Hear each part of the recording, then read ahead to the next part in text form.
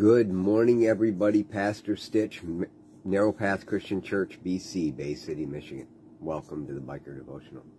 So this morning, as I was reading, the very first verse of Proverbs 21 struck me. I have fielded the question, and as a pastor, every pastor has to field this question on a regular basis. But the reality is, if you're a Christian, if you call yourself a follower of Jesus Christ, you're going to answer this question at least once. Why does God let bad things happen? Or why does God allow bad people to make bad decisions? Things like that. I mean, it really is one of those questions that has to be dealt with. We have to deal with it honestly. And when people come to me with that, the first thing I always remind them is God doesn't control people's free will. That means that if something happened because of a decision of someone else, then it's not God's fault. And then we read a verse like Proverbs 21, verse 1. A king's heart is like streams of water in the Lord's hand. He directs it wherever he chooses. And it puts a battle in our minds. If God is directing that king's heart like a stream of water, and he puts it in any direction that he chooses, how is it not God's fault? And this morning, as I read that again for I don't know how many hundreds of times I've read it, I asked God, and he showed me a perfect example of that. God controls the flow of water, the streams of water. I have a ditch out front of my house, and a couple of years ago they came through and they dug it all up. I guess it was last year. They came through, dug it all up, made it deeper, and made it so the water would flow down the ditch better. Right? It needed to be done, honestly. It hadn't been done in 20 years. I could actually literally mow my ditch. It was shallow enough. I can't do that anymore. And I knew that it needed to be done.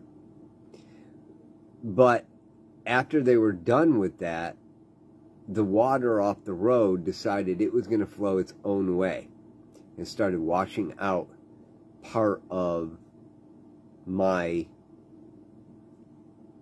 ditch. I mean, it was washing out bad. And God controls the way the water flows, right?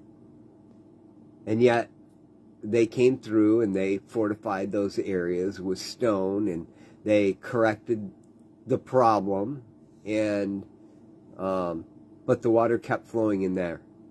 And they had to come out again and refill it again with more stone and fortify it more so it wouldn't wash out. God directs the heart of a king like streams of water. He directs it wherever he chooses. He directs it. But it doesn't mean that we don't go in and fortify it so that we get what we want. So when a king's heart is hard because of his own choice, after a period of time, God will just say fine. We see that with Moses and the Egyptians in Egypt, right? We saw that same thing. We've seen it throughout history. So, yes, God directs the heart like a stream of water. But it doesn't stop a man like you, like me, a woman like you. I want you to understand it doesn't stop us from going in and fortifying the direction that God wants things to go so that it can't flow that way. Eventually, God's going to stop making it flow that way, the way he needed it to for his purpose. And things bad will happen because of it. I don't know what the purpose was of the water flowing off the road the way it did. But I know the county came through and fortified that so it couldn't flow that way. It probably means it'll wash out someplace else. with more disastrous effect than where it was. I don't know. But I do know this. God never makes a mistake. So we should look at the cause. Why was the water needing to flow that way? Maybe, just maybe, there was something wrong with the road.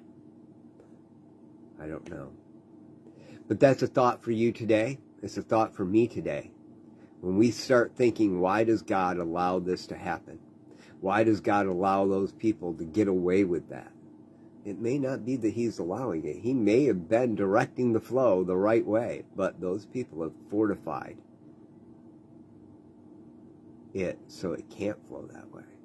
Eventually, God will stop and let things go the way it has to go. It will cause damage later on.